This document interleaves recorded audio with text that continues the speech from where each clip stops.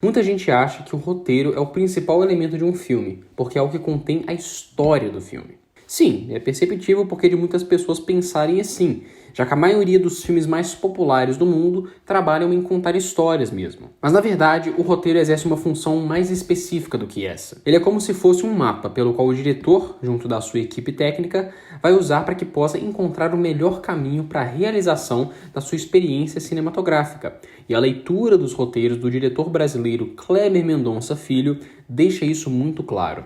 Para quem não conhece, o Kleber Mendonça Filho é um diretor de cinema brasileiro em atividade hoje em dia. Ele é quem dirigiu Bacurau, aquele faroeste brasileiro que fez muito sucesso no seu lançamento, ao lado de um outro diretor chamado Juliano Dornelles. Esse filme você deve conhecer. Mas o Kleber já realizou também outros 2 longas-metragens, O Som ao Redor e o Aquários, que foram também muito bem recebidos quando foram lançados, e vários outros curtas e médias-metragens. Inclusive, a maioria desses curtas e médias está disponível no YouTube. Recomendo especialmente um curta chamado Vinil Verde. Nesse vídeo, a gente vai focar nos seus 3 longas-metragens, O Som ao Redor, Aquários e Bacurau. Especificamente, a gente vai falar um pouco do que se pode concluir a partir da leitura dos roteiros desses filmes. Recentemente, o Kleber lançou um livro chamado 3 Roteiros, que é sobre, pasmem, os 3 roteiros dos seus 3 longas-metragens, todos os quais ele é o autor e, no caso de Bacurau, ele escreveu ao lado também do Juliano Dornelles. A primeira coisa que a gente percebe lendo os roteiros do Kleber é o tanto que as histórias apresentadas dependem da realização cinematográfica para funcionarem com plenitude.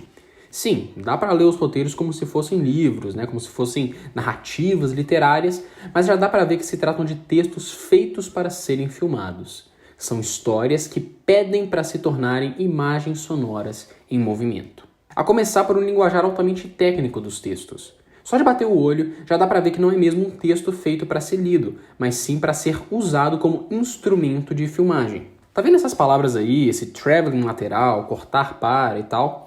Isso é um linguajar técnico específico de cinema e diz respeito a certas ações técnicas da produção. Traveling lateral significa que a câmera está se movimentando, viajando, entre aspas, lateralmente. E cortar para é o que normalmente sinaliza o fim de uma cena e o início da próxima. Isso aí, essa de escrever com essa linguagem técnica, já é uma coisa que me parece um pouco inapropriada. Primeiro, porque atravanca muito o ritmo da leitura. Se para mim, que estudo cinema todo dia, é um esforço ficar pensando em qual é o movimento técnico que o texto está querendo me apresentar, imagino como deve ser para leitores mais leigos. O texto fica muito poluído com esse linguajar. É quase como se o Kleber, e no roteiro de Bacurau o Juliano Dornelles também, estivessem guardando toda a expressão do filme para si mesmos, como que não querendo compartilhá-la com o leitor. Mas sim, tudo bem, talvez esse problema seja mais porque eu ainda não estou muito bem acostumado com esses termos de cinema. Mas mesmo assim, eu continuo achando que essa escrita é inadequada. Isso me leva ao segundo ponto. Quando eu leio um texto e me deparo com essa linguagem excessivamente técnica, eu não imagino o filme se desenrolando na minha mente, mas sim a produção do filme acontecendo. Ou seja, eu não imagino os personagens dialogando entre si, as cenas acontecendo como que de forma natural e orgânica. Na verdade, eu imagino tudo isso sendo feito de maneira calculada. O que, é claro, é o caso de qualquer produção cinematográfica. Sempre há um certo método postulado pelo cineasta que direciona os caminhos que a produção vai tomar para chegar à sua conclusão final, a obra de arte em si, o filme em si. A questão é que, ao definir qual será a técnica empregada na produção, o Kleber meio que limita muito as suas possibilidades de realização. A questão é, há muitas formas de se filmar um certo objeto, uma certa situação, e a partir disso alcançar efeitos sensitivos muito expressivos e diferentes a partir da estética cinematográfica. Um roteiro, é claro, já tem uma certa lógica dramática interior, mas é uma lógica que, como eu disse, quer se traduzir em cinema, em imagens sonoras em movimento. Assim, me parece mais prudente que a escrita do roteiro trabalhe em sugerir essas imagens ao invés de defini-las, inspirar no cineasta um fúgido de criatividade para que aí sim ele possa investigar qual é a melhor forma de filmar a narrativa, ao invés de lhe entregar quase um protocolo para a realização do filme. Os roteiros apresentados no livro, nesse sentido, me parecem menos roteiros cinematográficos e mais roteiros decupados. Um breve parênteses. Decupagem é o processo de tradução do roteiro em enquadramentos, planos, movimentos de câmera, etc. É o primeiro processo, um dos primeiros processos da produção do filme, e normalmente é majoritariamente comandado pelo diretor e pelo diretor de fotografia. É nesse momento em que esses dois profissionais vão se apoderar do roteiro e a partir dele se inspirarem para criar a experiência do filme, ao menos na esfera visual da sua realização. Então o que eu quero dizer é meio perda de tempo ficar definindo tecnicamente quais serão os movimentos de câmera, os enquadramentos, as técnicas usadas na edição, tudo isso no roteiro. Não é papel desse elemento do filme, o roteiro, conceber tudo isso. E no fim das contas, um diretor pode ignorar completamente as direções dadas pelo roteirista, por achar que aquela não é uma forma adequada de se contar a história proposta na forma de cinema. E sim, eu sei que o Kleber é também o diretor dos filmes que escreveu, mas mesmo assim é importante de se pensar no roteiro como, antes de tudo, uma peça dramatúrgica que vai inspirar o cineasta para realizar o filme, e não como um mapa técnico a priori, porque mesmo se o diretor e o roteirista forem a mesma pessoa, ainda assim os cargos são diferentes. Portanto, mesmo que seja uma mesma pessoa, inevitavelmente irão existir perspectivas diferentes sobre as formas de se contar as histórias no cinema. Por exemplo, o que parecia adequado no momento da escrita do roteiro pode não soar tão adequado assim no momento da filmagem. E isso, inclusive, aconteceu na produção de O Som ao Redor, como relatado pelo próprio Kleber na introdução do livro. Ou uma outra forma de filmar pode atingir um efeito mais sutil, mais potente, mais expressivo. Então, para evitar essa rigidez desnecessária das possibilidades, é melhor trabalhar em construir um texto de dramaturgia consistente, que pela forma de como é escrito, inspira a criação de imagens em movimento. Mas enfim, essa é a minha única reclamação verdadeiramente substancial dos roteiros do Kleber. E de todo modo, não deixa de ser uma forma de aprendizado, né? Vamos falar agora das diferenças entre os roteiros e os filmes, para que a gente possa perceber o quanto essas narrativas crescem quando saltam das páginas para se transformarem em experiências cinematográficas, especialmente sob o comando de um diretor tão competente quanto o Kleber Mendonça Filho. Os filmes do Kleber têm veias sociopolíticas bastante evidentes. Em alguns casos é mais perceptível, como no caso de O Som ao Redor e Bacurau, e em outros menos, como no caso de Aquários. Mas nos três filmes há uma certa temática sociopolítica subjacente sendo apresentada e desenvolvida pela trama. Me parece que essa é uma marca do cinema do Kleber Mendonça Filho. Em O Som ao Redor, essa temática diz respeito às relações de poder tirânicas ligadas ao coronelismo que marcaram o estabelecimento das hierarquias sociais no Nordeste brasileiro. Em Aquários, o comentário é sobre um desprezo endêmico da parte da sociedade brasileira pela sua própria história, a partir da destruição descomedida dos patrimônios que carregam essas significações históricas e culturais. Em Bacurau, o comentário é sobre uma certa paranoia contra possíveis ataques de áreas imperialistas que se relaciona muito com o contexto pós-colonial do Brasil. Mas o mais interessante é como o Kleber integra esses comentários na composição estética de cada filme. Porque, assim, eles estão presentes de maneira bastante evidente em cada roteiro. E lendo os textos, dá para perceber o quanto essas ideias dependem da realização cinematográfica para funcionarem de verdade. O que a gente pode constatar depois de ler os roteiros e de ver os filmes do Kleber Mendonça Filho é que ele consegue ressaltar, por meio do cinema, as nuances dramáticas das suas narrativas. Assim, seus comentários ficam mais sutis e mais impactantes, incitam uma reflexão muito mais profunda. No caso de O Som ao Redor, isso fica bastante claro. Se você ler o roteiro e logo em seguida assistir ao filme, vai perceber o quanto a história ganha quando se transforma em cinema. O filme nos apresenta uma tensão implícita, aparentemente inexplicável, que começa a crescer quando um grupo de seguranças assume a vistoria de um bairro de classe média alta no Recife, em que a maioria dos imóveis pertence ao seu Francisco, que é o patriarca de uma família nordestina. No filme, a gente vai seguindo essa tensão crescente e, vez por outra, vai variando o tom com cenas cotidianas mais puxadas para a comédia de uma dona de casa de classe média. De modo geral, no roteiro, o texto é muito bem construído. A premissa é interessante e eu sinto que o Kleber consegue equilibrar bem a tônica da trama de um modo geral, variando entre um drama mais sério e tenso, quando a narrativa envolve aqueles que giram em torno do seu Francisco, dos seus filhos, até os guardas na rua, e uma comédia mais escrachada, assim, da vida cotidiana. As cenas da dona de casa vivendo a sua vida de solitude e, no caso do filme, lutando contra os incômodos causados pelo cachorro do vizinho que não para de latir. Assim, a história flui de maneira bastante orgânica, e isso já demonstra o talento do Kleber para elaborar uma trama de eventos em uma narrativa significativa. No entanto, a questão é que esses apontamentos mais sociopolíticos são muito óbvios no texto. São quase, em outras palavras, autoexplicativos. É uma narrativa que parece estar ratificando as próprias metáforas a todos os momentos. O resultado é um texto que, mesmo sendo bem trabalhado num sentido de construção dramática, soa meio ilustrativo e dentro disso as personagens não são tão naturais assim. Tudo é meio caricato, tudo é meio óbvio mesmo. Como texto, o roteiro de O Som ao Redor funcionaria pela hábil variação tônica de seu desenvolvimento, mas como uma peça narrativa que busca ressaltar esses conflitos implícitos da sociedade nordestina, deixa a desejar. Mas isso não é algo que pode ser dito sobre o filme O Som ao Redor de forma alguma. A começar que o Kleber compreende a importância da naturalidade das suas personagens, e a sua direção de atores permite uma liberdade para que eles, os atores, encontrem um tom orgânico natural. Ou seja, eles falam como se fossem pessoas na vida real, e não de maneira teatral, de maneira caricata. Vendo o filme depois de ler o roteiro, dá pra ver que eles não estão seguindo as suas falas à risca, como estão descritas no texto, mas capturando a essência da ideia que essas falas querem passar e diluindo elas nesse tom cotidiano, nessa forma de falar natural e realista. O Udo Kier, que interpretou o vilão Michael em Bacurau, e a gente já vai falar mais desse filme daqui a pouco, fez um comentário muito interessante sobre o estilo de direção do Kleber Mendonça Filho.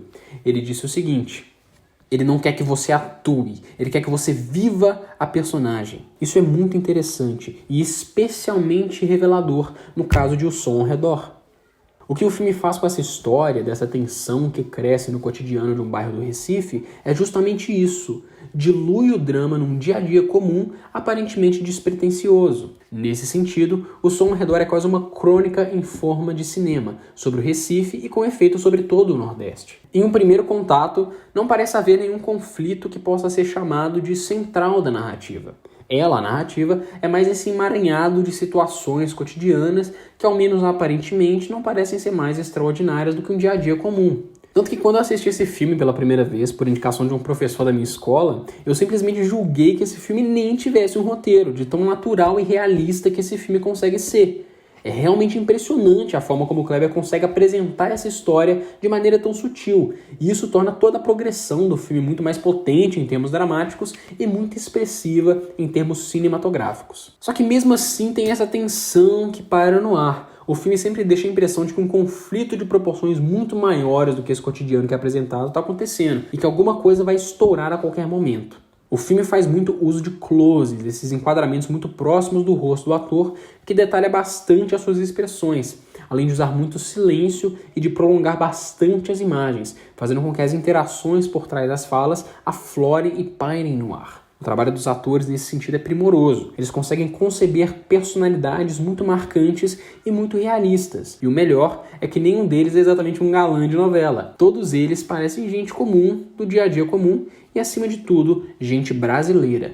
Acaba que esse é o melhor aspecto de O Som ao Redor. É um filme bem brasileiro, não apenas por causa do seu tema, mas especialmente por essa forma de como ele lida com o seu tema. É uma abordagem que parte do cotidiano brasileiro, mais especificamente do cotidiano recifense, para refletir sobre essas relações de poder bem marcantes no Brasil, mais especificamente no Nordeste. Assim, O Som ao Redor manifesta os fantasmas de um passado cujos traumas ainda se fazem muito mais presentes do que conseguimos perceber. O Som ao Redor está disponível na Netflix. O Aquários, o segundo longa do Kleber, tem uma abordagem parecida. Também é um filme com um certo apreço pelo fantasmagórico, pelo místico, mas é uma narrativa que se volta para os significados particulares que o edifício Aquários, que dá título ao filme, possui para a protagonista, a Clara, que é uma jornalista setentona, que é a última moradora desse edifício antigo, na orla da praia da Boa Viagem, também no Recife. A Clara é interpretada pela imortal Sônia Braga, e o Aquarius foi o filme que marcou seu retorno ao cinema brasileiro depois de anos trabalhando nos Estados Unidos. Como eu disse antes, o comentário desse filme é sobre o desprezo endêmico da sociedade brasileira, de um modo geral, pelos seus patrimônios históricos, de importância cultural inestimável. Mas esse comentário não é tão explícito quanto nos outros filmes do Kleber. Em Aquarius, há uma dramaturgia muito mais puxada para o clássico, com protagonista e antagonista claros e bem definidos, e um enredo que estabelece relações de causa e consequência entre os eventos da sua trama. De modo que, nesse caso, mesmo que ainda exista um zelo pelo naturalismo nas performances, eu não me espantei quando soube que esse filme tinha um roteiro. Esse é o filme que eu mais gosto do Kleber Mendonça Filho. Mais do que tudo, por um motivo bastante pessoal. Me lembra bastante a casa da minha bisavó, porque aconteceu uma coisa parecida com ela. Mas acho também que o Aquarius é o filme em que o Kleber melhor trabalha a qualidade subjetiva dessa sua estética. Ele consegue criar uma personalidade bastante particular para o edifício, e nesse sentido reflete bastante sobre o poder da memória. A primeira cena do filme, aquela da festa da tia Lúcia, por exemplo, expressa bem esse poder emocional e simbólico do edifício. É aqui que o filme começa a pegar pedaços do apartamento de Clara, um piano, um tocador de disco, uma cômoda, e atribui a eles significados específicos, de modo que vai sendo construída essa aura sagrada, quase mística mesmo, ao redor do edifício Aquarius. Assim, ele deixa de ser um mero complexo habitacional e se torna uma espécie de santuário sagrado para as memórias, bem literalmente um templo sagrado de uma vida.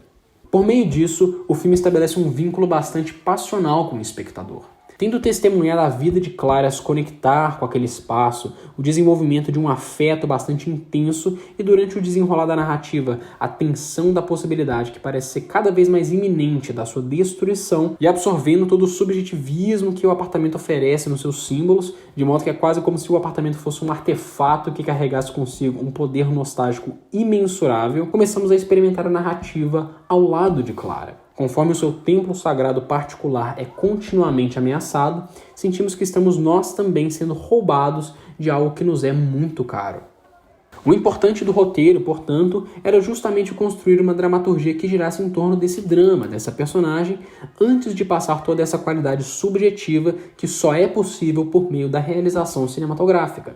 Assim, é uma história que pede uma forma de estruturação dramática mais clássica mesmo. Protagonista e antagonista bem definidos, uma estrutura razoavelmente linear e causal, com a maioria dos eventos relevantes para a trama estabelecendo relações de causa e consequência entre si, e um enredo que se fechasse de modo bastante resolvido. Isso porque esse tipo de narrativa é a que mais gera uma sensação de familiaridade no público. A vida inteira somos acostumados justamente com essas formas mais convencionais de narrativa.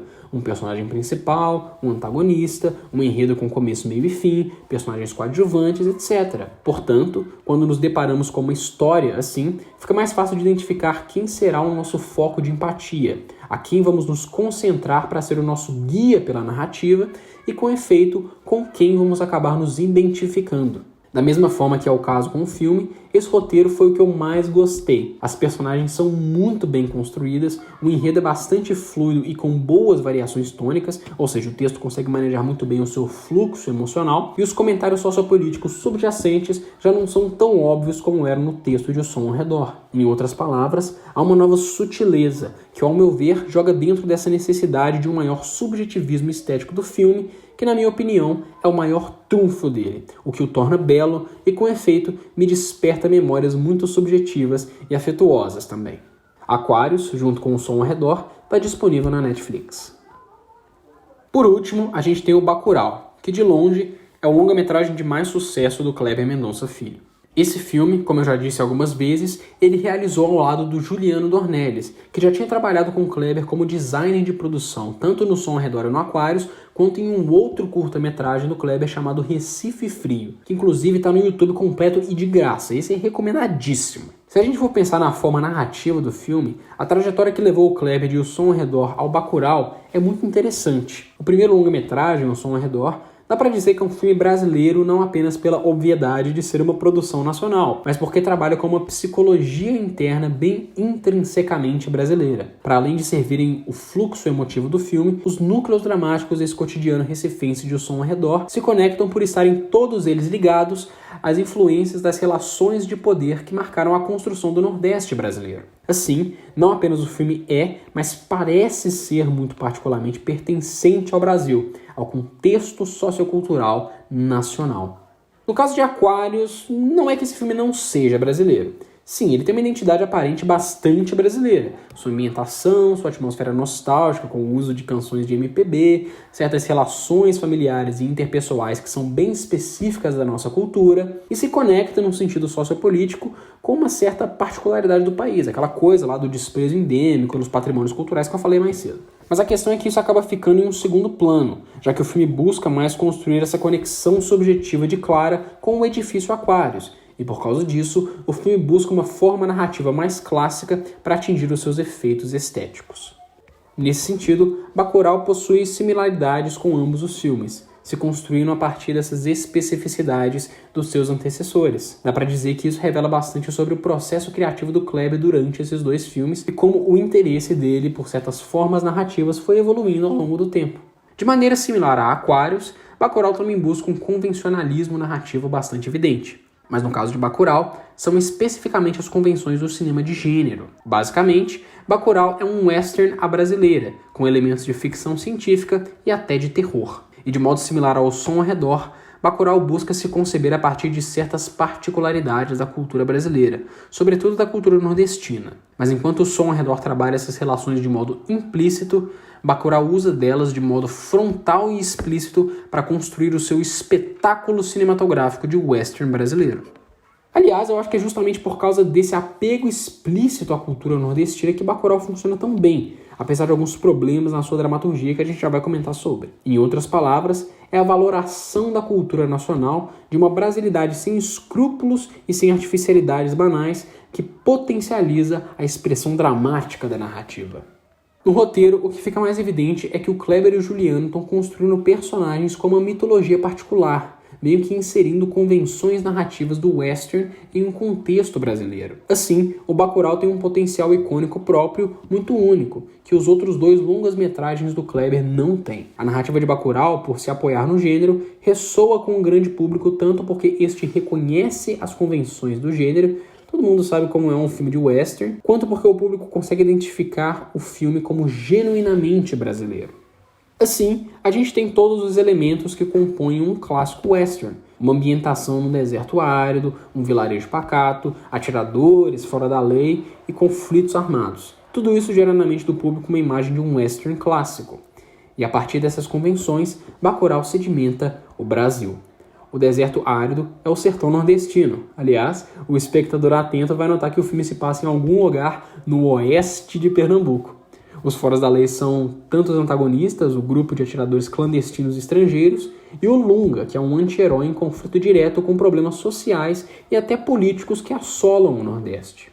Então, o que a gente tem aqui em termos de dramaturgia é um texto que busca concretizar esse western à brasileira. Mas o que torna o Bacurau único, afinal de contas, é a realização cinematográfica que resulta disso. Porque no processo de fazer surgir essa espécie de mitologia do gênero western no contexto brasileiro, de uma forma que tenta partir da cultura brasileira como proponente dessa elaboração dramática, a direção do Kleber e do Juliano, com efeito, faz acender também um misticismo bastante específico da cultura brasileira, sobretudo da cultura nordestina.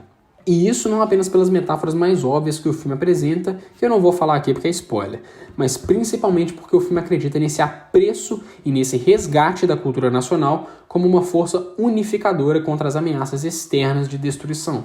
Não só isso é uma ideia de realização cinematográfica genial, que realmente imprime uma identidade bem brasileira ao filme, mas como isso remonta a uma tradição brasileira de cinema que busca conceber as estéticas do cinema nacional com base nessa relação cultural a partir das especificidades culturais do Brasil. Claro que existem outros elementos dessa concepção que eu vou falar agora, que não cabe a gente ficar falando demais aqui, é um assunto para outro vídeo. Mas é mais ou menos isso que o Glauber Rocha tentou fazer durante o Cinema Novo, e é o que fez desse movimento cinematográfico um dos maiores e mais inovadores do mundo. Em retrospecto, se Glauber assistisse Bacurau, talvez ele ficasse bastante orgulhoso. Quando eu fui assistir esse filme pela primeira vez, eu fui com uma amiga minha e no final da sessão ela notou uma coisa muito interessante, que em Bacurau, quem é brasileiro parece ser brasileiro. Quem é americano parece ser americano. E isso não por uma questão necessariamente moralista, mas é porque é assim que é. Um filme de brasileiros, feito por brasileiros, protagonizado por brasileiros, disponível para quem quiser assistir, mas que nem por isso o filme abandona a sua valoração da cultura nacional. Aliás, como eu disse, é a partir dessa valoração que Bacurau funciona como filme. Assim, além de ser um entretenimento de qualidade, Bacurau é um filme que contribui em muitos sentidos para a formação de uma identidade brasileira no contexto mainstream da produção cinematográfica nacional. Em grande medida, o filme funciona porque é brasileiro, e o fato de que ele parte de um cinema de gênero, que abraça essas convenções às quais o público já está mais acostumado e já consegue identificar, só faz com que o filme seja ainda mais acessível no sentido popular mesmo. Não por acidente, Bacurau é o longa-metragem de maior sucesso do Kleber Mendonça Filho. Foi o filme que lançou o diretor num contexto mais mainstream do cinema brasileiro e que mais gerou uma espécie de base de fãs sólida. É só uma pena que os vilões do filme sejam tão fracos, porque isso faz com que o clímax do filme perca muito da força que evidentemente poderia ter. Não vou ficar entrando em detalhes aqui por razão de spoiler, mas o ponto é, a escolha da história de reduzi-los ao tamanho de suas covardias os torna narrativamente pífios.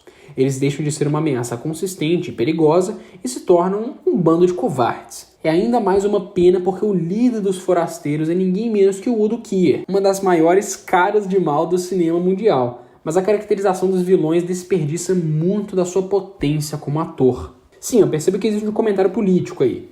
É como se o filme estivesse querendo sinalizar que é anti-armamentista, que o fato desses personagens acharem prazer no tiro é mais por causa de uma perversão moral da sociedade em que eles vivem do que uma maldade, entre aspas, inata que faz parte de suas naturezas. Inclusive, o roteiro nos mostra que estava nos planos apresentar uma história de background para esses personagens, o que reforçaria ainda mais esse comentário anti-armamentista de Bacurau. O caso é que durante o filme, o que os torna uma ameaça muito perigosa é justamente a incompreensão de suas motivações. Os moradores de Bacurau, sobretudo, não sabem o porquê de estarem sendo vítimas desse ataque genocida. E isso é grande parte do porquê os vilões parecem tão ameaçadores. Para além de muito violentos, os ataques deles são infundados e misteriosos. E isso só aumenta a tensão. Além do mais, as melhores cenas do filme que envolvem esses forasteiros trabalham justamente essa ideia da incompreensão.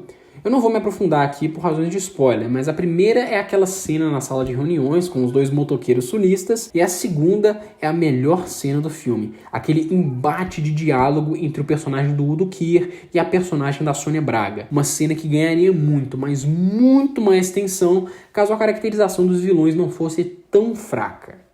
Mas enfim, nem por isso Bacurau deixa de ser um bom filme. É um grande entretenimento, um western poderoso que nos demonstra a sensibilidade e o profissionalismo dos cineastas responsáveis pela sua realização. Kleber e Juliano, que toca nas raízes do nosso Brasil, tanto na sua alegoria política mais autoevidente, quanto num misticismo bem expressivo da cultura brasileira, que ele usa ao seu favor de forma gloriosa.